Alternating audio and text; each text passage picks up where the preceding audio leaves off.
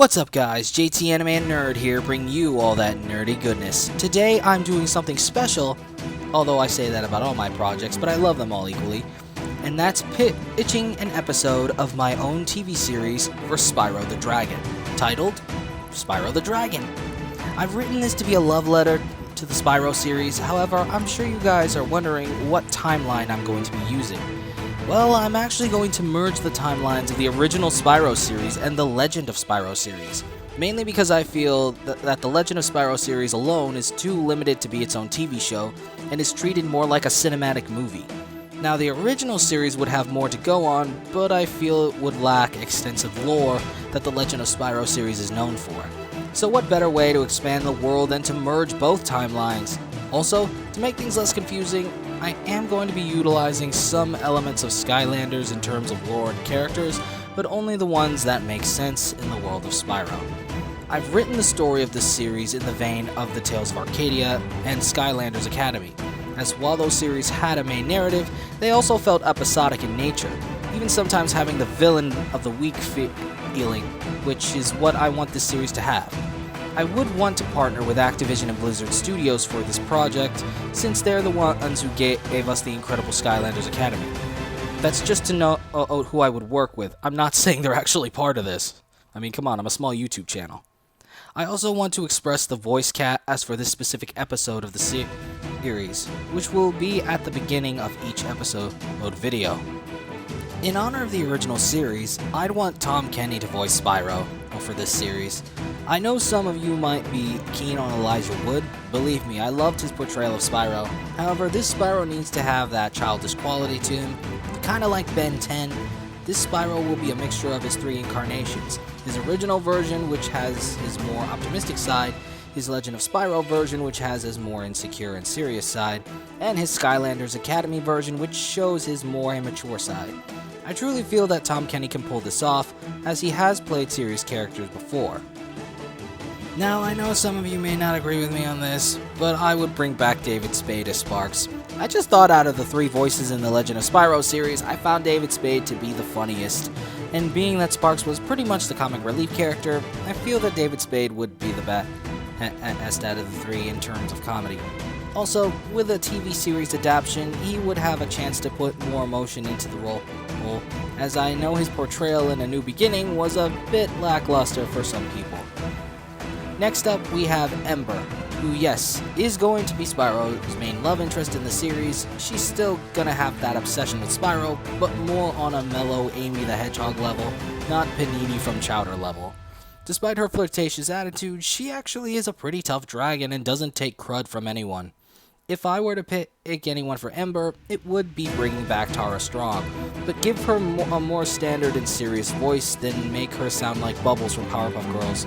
Not that I hate Bubbles, I grew up on Powerpuff Girls. I can't wait for that new series.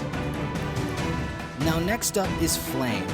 Flame is sort of Spyro's secondary best friend, aside from Sparks. Like Ember, he was one of the first dragons to befriend Spyro, and not simply notice him as the lone purple dragon raised by dragonflies.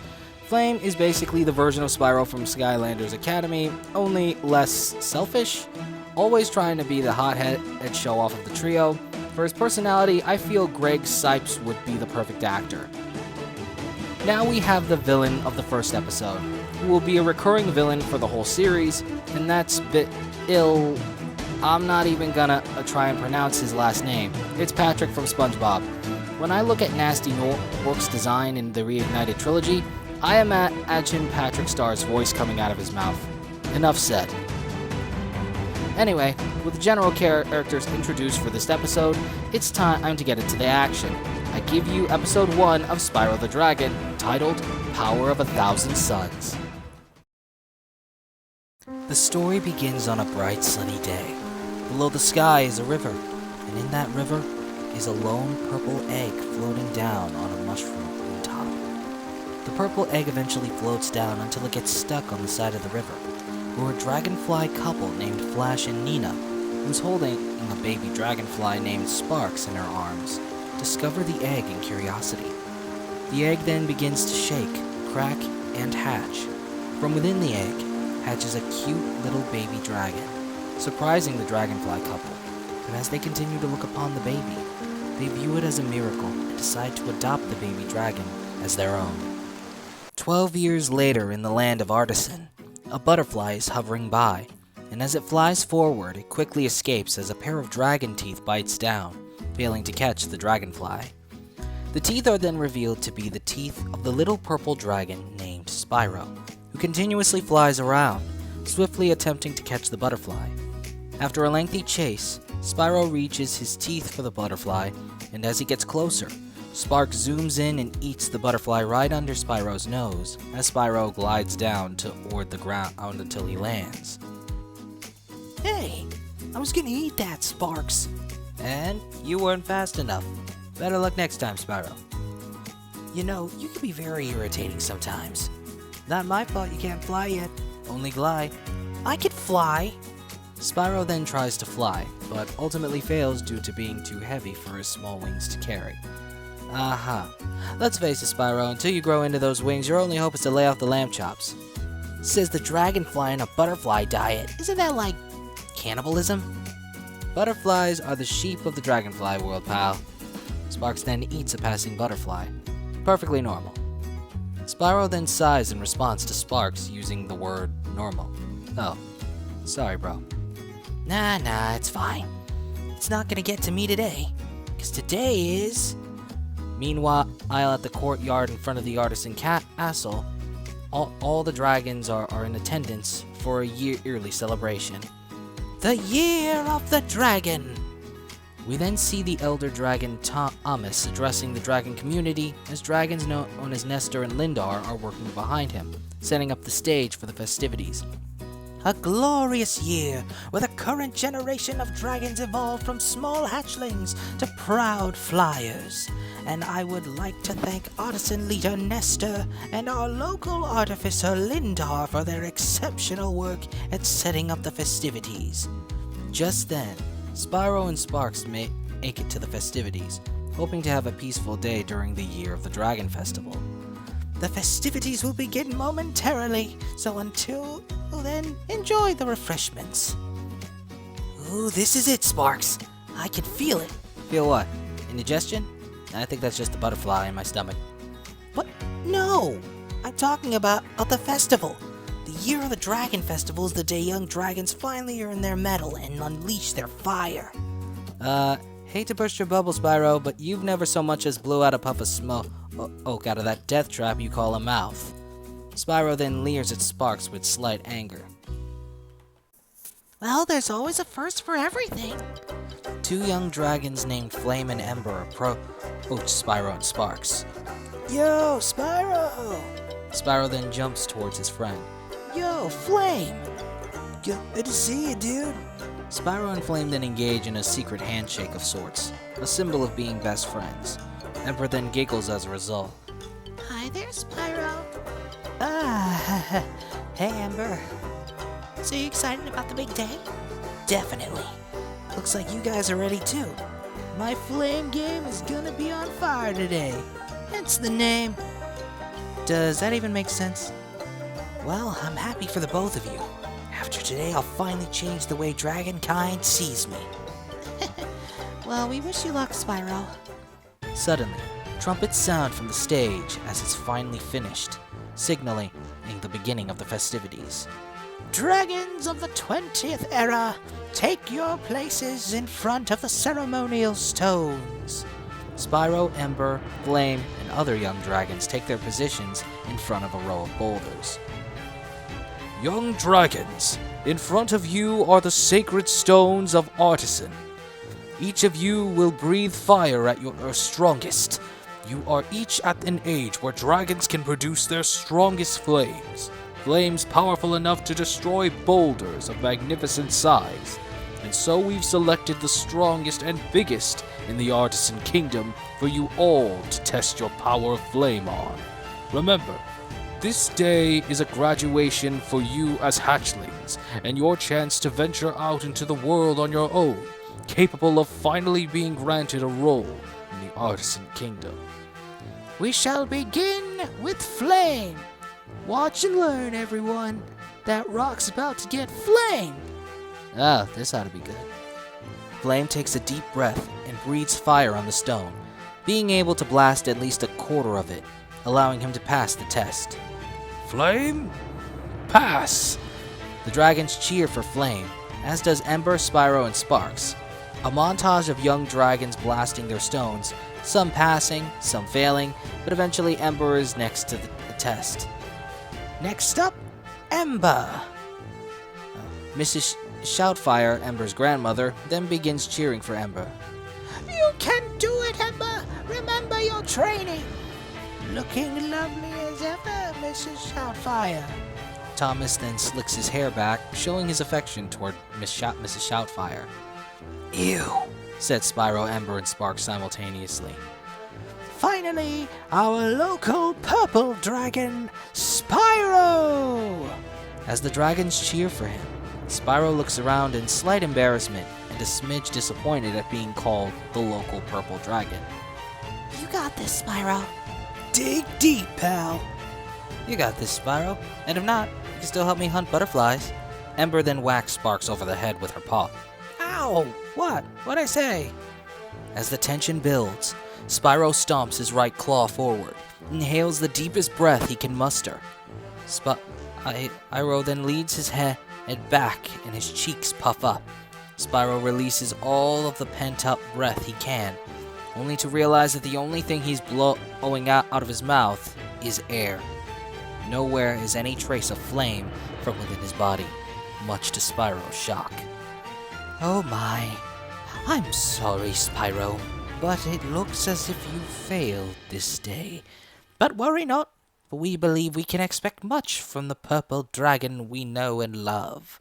As everyone sympathizes and gives Spyro the benefit of the doubt, Spyro can't help but feel disappointed. Not just at failing the test, but to continue being seen as just a lone purple dragon. Spyro then runs off, with Sparks, Ember, and Flame running behind to catch up to him. Well, then, we shall continue the festivities until the grand finale, the hatching ceremony. The dragons cheer at this news, as Spyro continues to run away. Spyro, wait! Spyro stops at the behest of his friends. Spyro, you know they don't mean anything bad by it. Yeah, dude. I mean, what's wrong with being the only purple dragon? Spyro then shows an expression of frustration in response to this question. You guys just don't understand. Spyro then runs off again, much to the distress of his friends. Spyro! Moments later, Spyro is seen within the artisan castle, lying down on a narrow ledge to keep from being seen. Echoing footsteps are then heard, being none other than Nestor to be the one to find Spyro in his hiding spot. Well now, how are you feeling, Spyro? Peachy. Well, I was wondering why you weren't causing trouble.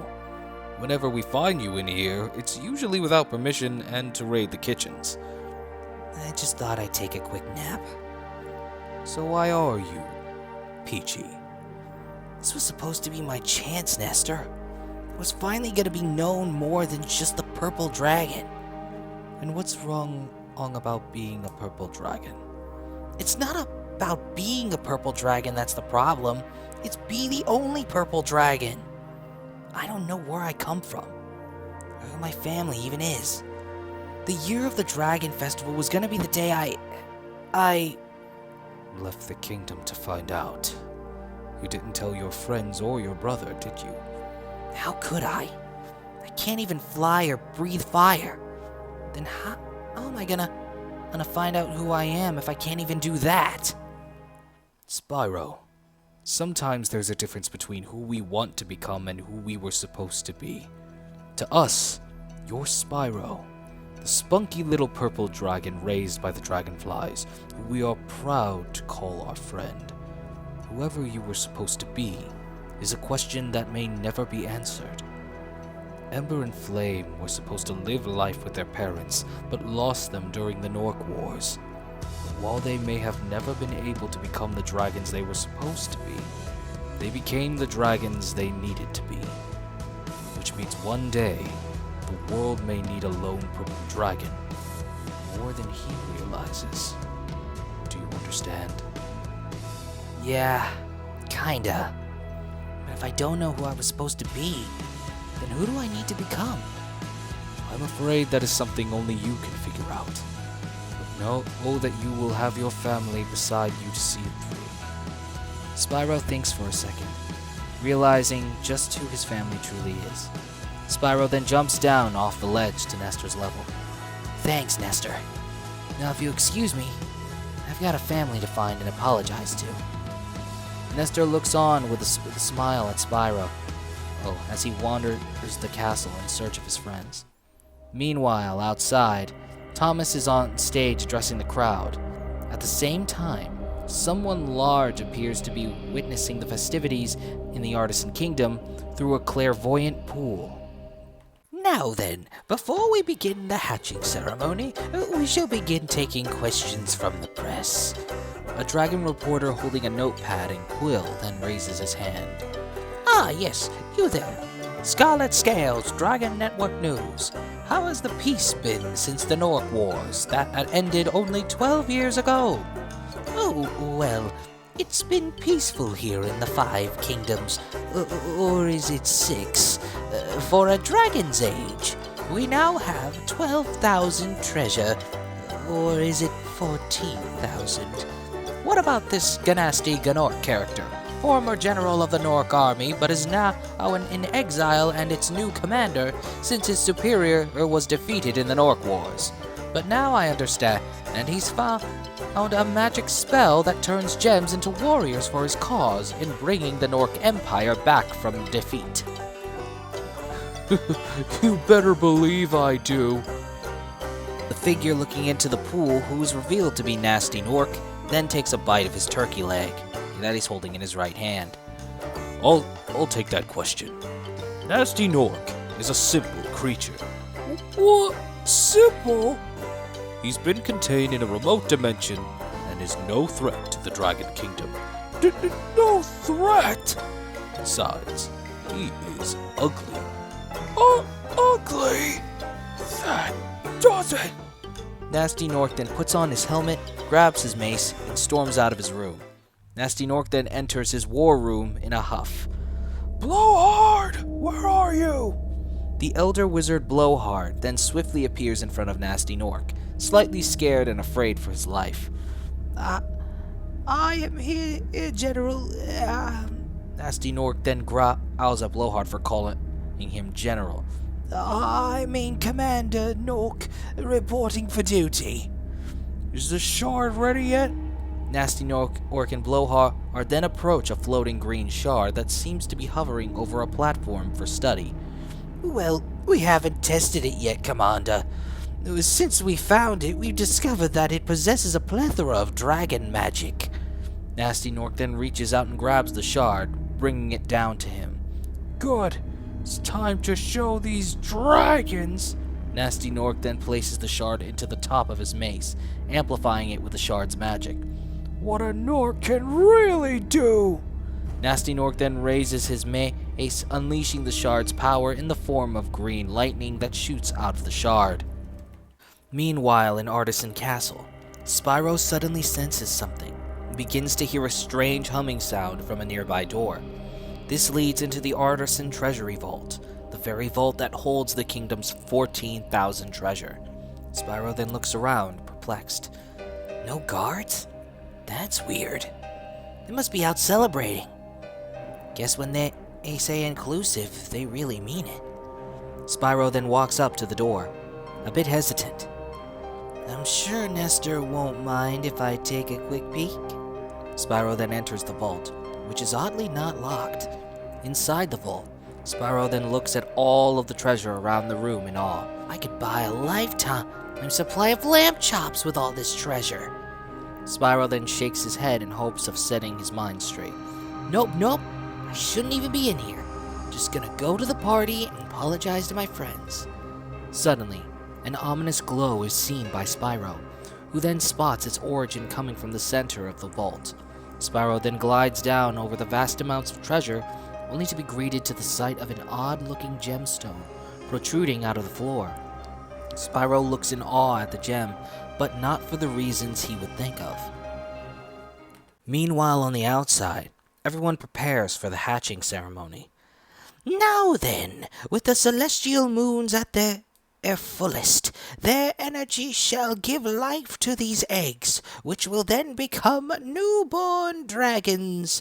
Count down together, everyone! As the dragons all count down from 10 to 1, a green light is then shown above them, much to Thomas, Lindar, Nestor, and the other dragons' curiosity. Just then, surges of green lightning strike down at the dragons, transforming them into crystal dragon statues. Meanwhile, Nasty Norc looks upon his handiwork through his pool of visions. You've done it, Commander! You've single-handedly petrified the artisan dragons! Not just them. With a wave of his hand, Nasty Norc shows within his pool of visions dragons petrified throughout the 5 kingdoms. The 5 kingdoms! They're unprotected! We should invade at once, Commander! Oh, we will. First, there's a whole treasure trove of gems for the taking at Artisan Castle. We get the gems, I use the spell to turn them into an army powerful enough to smash every dragon in sight. Prepare the army. We invade the Artisan Kingdom. Meanwhile, Ember, Flame, and Sparks are searching Artisan Castle for Spyro. Spyro! Yo, dude! Spyro, come on out. I'll let you have my butterfly stash. Maybe a few, more or less. Sparks then notices the treasury vault doors wide open, leading him to fly into the vault and find Spyro mysteriously punching, scratching, and piercing the gemstone he found with his horns. What the? Sparks then flies down to Spyro. Spyro, bro, what are you doing? Just then, Spyro shatters the mysterious gemstone, which releases a strange energy into Spyro, much to his and Sparks' shock. Whoa! Spyro, what was that about? I don't know. I just felt like I had to hit it. And when I did, the power of 1,000 suns surged through my body. Okay, so you break a crystal and spend time in the best sun in the world without having to pay a single cent. What is this, Dragon Shores? Ember and Flame then enter the treasury vault, enamored by the amount of treasure in it. Ember and Flame then run up to Spyro and Sparks. Guys, we're not supposed to be in here. Normally I like sneaking into the castle, but the treasury vault is like criminal, dude. Let's get out of here. Yeah, but before we go, I want to apologize to you guys. I just yelled at you and stormed off. It's okay, Spyro. Yeah, I know you've been going through a lot since you're planning on finding your folks. Well, that doesn't mean I should have... Wait, you guys knew I was leaving? But how did...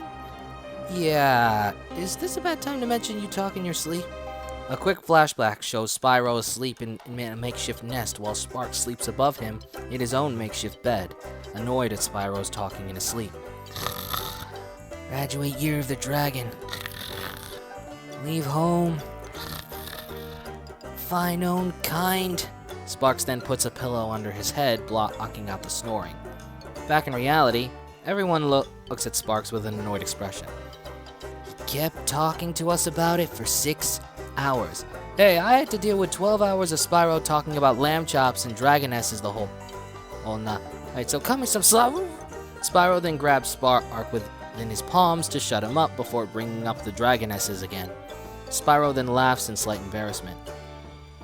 Well, now that that's over with, can we get back to the hatching ceremony? Spyro then smiles at the thought. Before we continue with today's video, I just want to give a shout out to today's Amazon affiliate product, Spyro, the Reignited Trilogy. Experience the classic Spyro trilogy remade for a modern audience.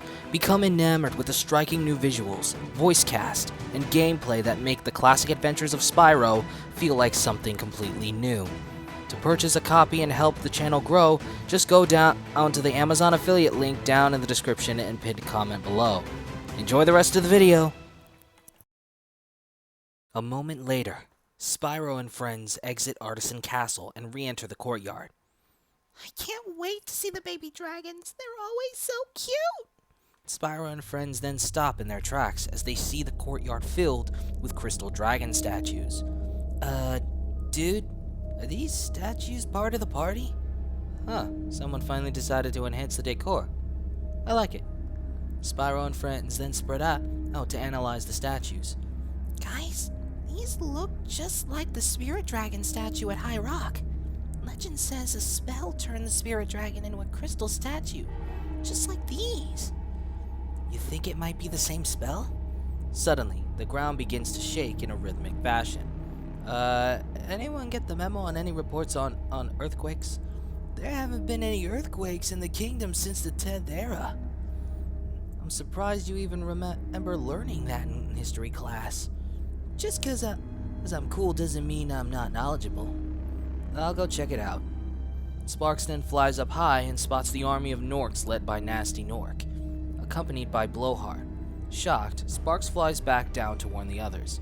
Guys, we got Norcs on our X. That's west, not south. Focus, guys. Sparks, are you sure it's the Norcs? Positive. But I thought the Norcs, were doing some jail time? Yeah, Nasty Norc was trapped in another dimension. I don't know how he could have escaped without some kind of magic.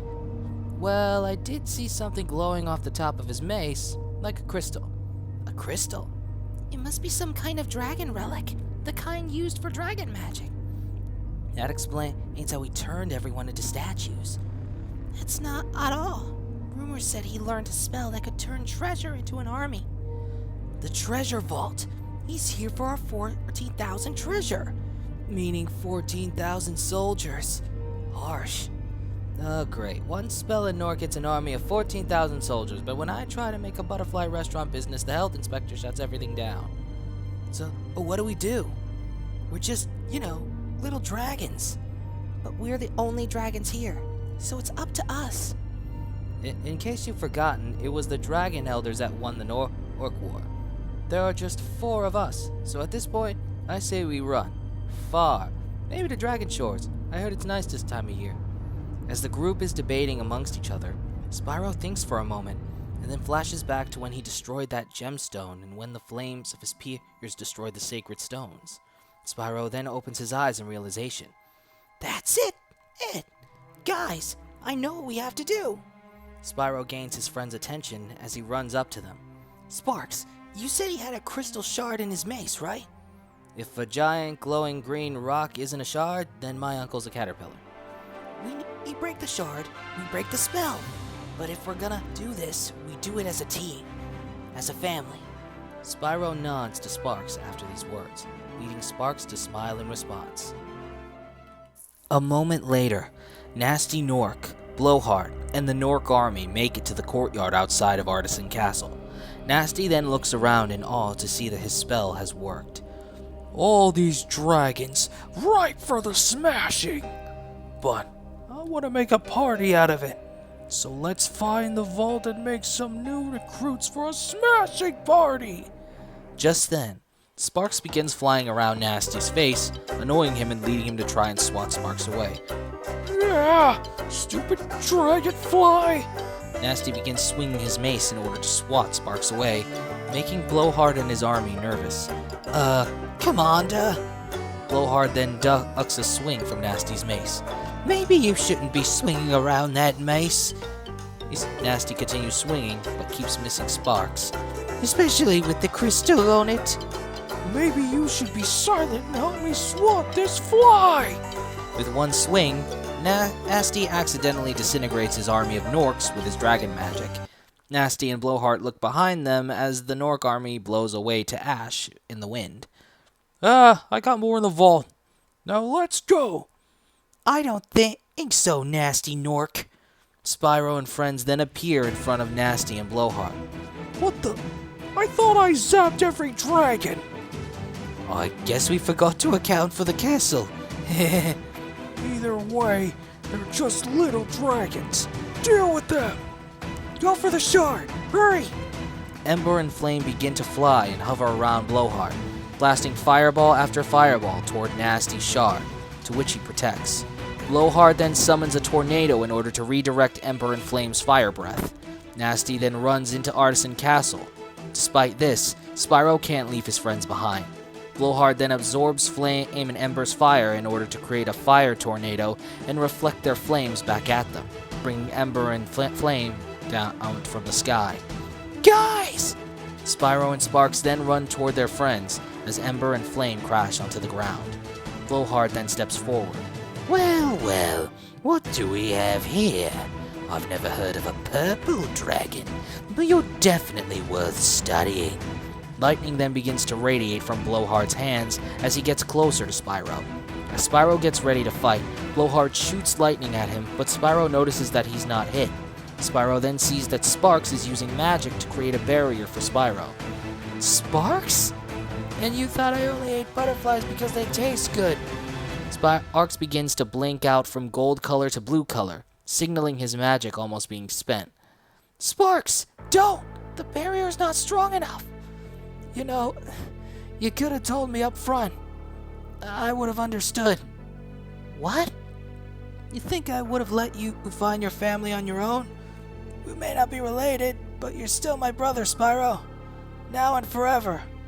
Just then, Sparks' barrier is broken by the lightning bolt, which strikes him and blasts him across the courtyard. Sparks! Your turn, little dragon. As Spyro looks in Sparks' direction, he begins having flashes of their childhood together, once again realizing that his family's been right next to him all along. Spyro then turns to face Blowhard. Within Spyro's eye, the silhouette of a fully grown dragon head is seen roaring. After Blowhard shoots another lightning blast at him, Spyro counters with a fire breath of his own, clashing with the lightning spell. Ember, Flame, and Sparks then wake up and witness in awe at Spyro's newly found power. After a lengthy struggle, Spyro's Flame wins the clash, blasting Blowhard with fire, much to his surprise and distress. Yeah! Fire! Fire! Oh my convexity, that's hot! Yeah! Blowhard is seen running away with his butt on fire. Ember and Flame then run up to Spyro. Spyro, you did it! Way to flame, dude! Spyro then remembers what happened to Sparks. Sparks! Sparks then flies up to Spyro, showing he's okay despite his bluish appearance. Don't worry, bro. A couple butterflies and I'll be as good as golden. Literally. Hate to break up the brotherly reunion, but we still got a Norc to deal with inside the castle. Meanwhile, in Artisan Castle, Nasty Norc is running through the hallways, trying to find his way to the treasury vault. Oh, why do dragons always gotta make hallways so holy? As Nasty Norc looks around, he finally notices the only door that looks different than the others, which is the Artisan Treasury Vault. Finally, new army, here I come. Suddenly, a fireball passes Nasty Norc, leading him to turn around and notice Spyro and friends ready for battle. What the? Where's Blowhard? Your wizard's toast, brah. No matter. Once I'm done with you brats, I'll have an army and some ornaments for my castle. Eat blazer, dragon losers! Nasty Norc then unleashes green lightning blasts from the shard on his mace, leading Spyro and friends to dodge the blasts as best as they can. During a lengthy battle, Nasty ultimately turns Ember and Flame into crystal statues, leaving Spyro and Sparks to finish things themselves. Guys! Face it, little lizard, you're finished. What's a puny little lone purple dragon gonna do? Oh, trust me, this purple dragon's got some tricks up his sleeve. Nasty Norc then shoots a magic energy blast at Spyro, leading Spyro to instinctively dodge, jumping onto the wall and pushing off of it. This allows Spyro to also instinctively fly swiftly toward Nasty's mace. Spyro then breathes fire at it, breaking the mace and freeing the shard from within it. What? No! Outside, all of the dragons are then freed from being crystal statues. Back within the castle, Ember and Flame are then freed as well. As Nasty tries to reach for the crystal shard, Spyro gets on top of it, keeping Nasty from touching it. Not today, Nasty Norc! Ember and Flame then stand beside Spyro, surrounding Nasty. Nasty then grunts at the thought of being defeated by young dragons. I'll be back, purple dragon! Nasty then swiftly runs away, followed by breaking through the walls in order to get outside. Spyro and friends awkwardly look through the outlines of Nasty through the broken walls as they watch him run away in a cartoonish fashion. Moments later, all of the dragons of the Artisan Kingdom witness the hatching ceremony. Baby dragons begin hatching and bonding with their parents, a sight to behold in the Artisan Kingdom. Today has been a momentous day, for the next generation of dragons is born. All of the Artisan dragons cheer in celebration for the beginning of the Year of the Dragon. And let us not forget the bravery shown against Nasty Norc's devious plot. For we have much to thank for the efforts of Ember, Flame, Sparks, and everyone's favorite purple dragon, Spyro.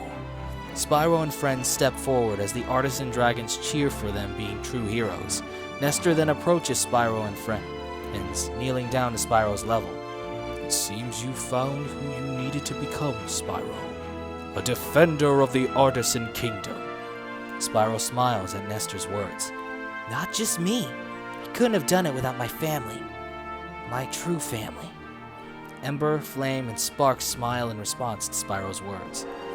Also, for unleashing your latent powers as a dragon against the vicious Nasty Norc, you have officially passed your Year of the Dragon test. Spyro and friends then smile as the Artisan dragons cheer in response to Tomas's proclamation.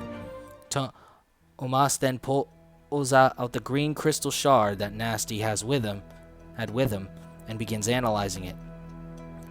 Elder Tomas, I was wondering what that thing even is, if you don't mind me asking. This, Spyro, is a spirit gem. Some would say that it is a gift from our ancestors, but their true power still remains a mystery. It's been eons since they've sprouted it, though. How Nasty Norc got one is beyond even the Elder's knowledge. The only other spirit gem that is left in this realm is one we have stored in the treasury vault, but that's not going anywhere anytime soon. Spyro then shows a shocked and slightly frightened expression while his friends turn to look at him in surprise.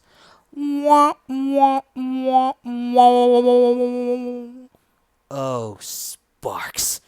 Okay, I know what you meant by that, but I'm gonna pretend and not to be insulted. Meanwhile, in some ruins, a lone fairy flies toward what appears to be a long-destroyed gateway. As the fairy analyzes the gateway, she then notices electricity radiating at the bottom of the gateway.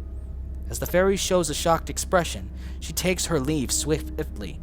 The episode ends with one of the crystals attached to the arch of the gateway beginning to glow.